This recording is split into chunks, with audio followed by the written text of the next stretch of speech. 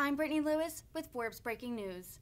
Senate Republican John Thune took to the Senate floor Thursday morning to slam President Biden's energy policies. The South Dakota Republican accused the president of, quote, hostility to fossil fuels. He also blamed Biden's policies for record-high fuel costs. Democrats have countered the claims that Biden policies are causing high gas prices, accusing big oil of price gouging. Let's listen in. Madam President.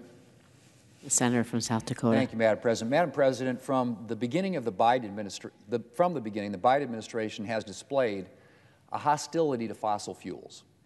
President Biden set the tone on day one of his administration when he canceled the Keystone XL pipeline, an environmentally responsible pipeline project that was already underway and that was to be paired with $1.7 billion in private investment in renewable energy to fully offset its operating emissions.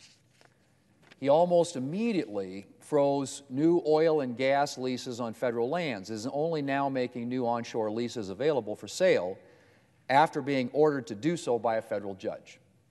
His first budget contained a series of tax hikes on conventional energy production, and his budget this year, released in the midst of an energy crisis, calls for hiking taxes on fossil fuel companies to the tune of tens of billions of dollars. And the list goes on.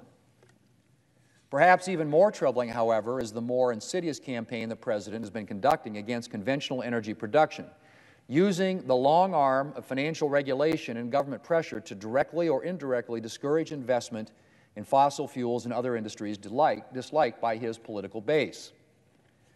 The Securities and Exchange Commission recently issued a completely unworkable proposed rule requiring publicly traded companies to disclose information not only about their own greenhouse gas emissions, but about those of their suppliers and even their customers, clearly attempting to make companies diminish or outright cut ties with traditional energy. Never mind whether this expanded environmental, social, and corporate governance, or ESG as it's called, desired by the far left can be accurately or consistently measured, much less proved to have a positive impact on the economy or for the climate. But the administration doesn't stop there. The Commodities Future Trading Commission established a so-called climate risk unit that potentially seems designed to pressure industries into making certain investment choices. The Federal Reserve, which has zero business inserting itself into debates over climate policy, is suggesting that it should provide, and I quote, supervisory guidance, end quote, to large banks on so-called climate-related risks. Similarly, the Office of the Comptroller of the Currency recently issued draft principles for banks on climate-related financial risk. President Biden's climate envoy, former Secretary of State John Kerry, has actively pressured banks not to invest in fossil fuels. And disturbingly, the original draft of the National Credit Union Administration's draft strategic plan for 2022 to 2026, though it's since been revised, went beyond discouraging investment in conventional energy production and actually suggested that investing too heavily in agriculture could be problematic for climate-related reasons.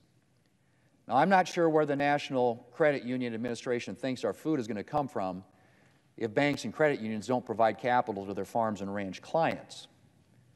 Mr. President, all of these measures, as I said, are designed to directly or indirectly discourage investment in conventional energy production and other industries that the far left believes interfere with its unrealistic environmental agenda. And that is a problem. While I am a longtime supporter of clean energy and come from a state that in 2020 derived 83% of its energy generation from renewables, the fact of the matter is that our country is nowhere close to being able to eliminate our reliance on fossil fuels.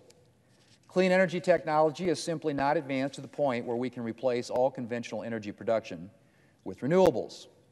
And cutting off investment in clean, responsible oil and gas production will do nothing but drive up energy prices for American consumers and increase our reliance on energy from unstable or unfriendly countries, which, I might add, often extract energy in far less environmentally friendly ways than do U.S. producers. Americans are already struggling with high energy prices, thanks in part to the Biden administration's hostility to domestic oil and gas production, and I don't think too many Americans are eager to see energy prices rise even further.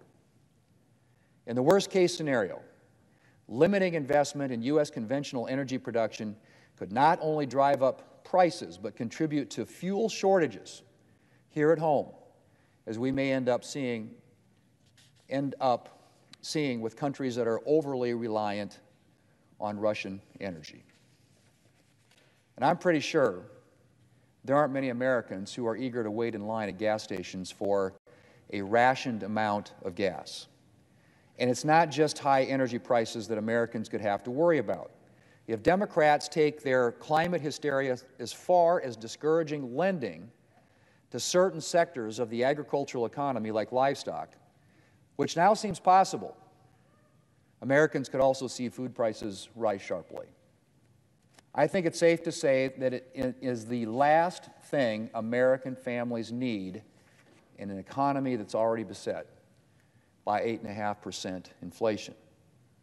Not to mention the fact that agriculture should actually be regarded as a good investment when it comes to climate change considerations.